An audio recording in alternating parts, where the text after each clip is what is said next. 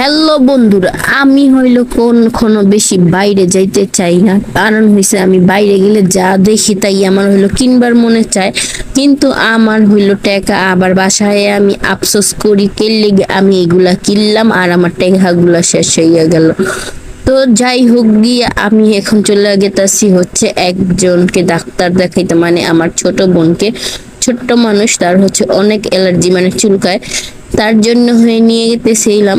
তো এখানে হচ্ছে আমাদের এলাকায়, তো আমাদের এলাকার কেউ চিনতে পারলে বইলেন আমরা কোন এলাকায়।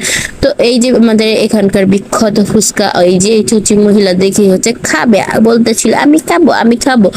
তো দুইটা খেয়েই হচ্ছে আর খায়নি, ওর খাওয়া শেষ। এখন হচ্ছে আমরা খাবো, আমরা হচ্ছে নিতে চাইনি ফুচকা, আমরা খাবো না, তো একটাই অর্ডার দিছিলাম, আমরা তো জানিও খাবে না। আর হচ্ছে কেন জানি গরমে কিছুই মজা লাগতাছিল না। এইটা কোন জায়গা জানেন?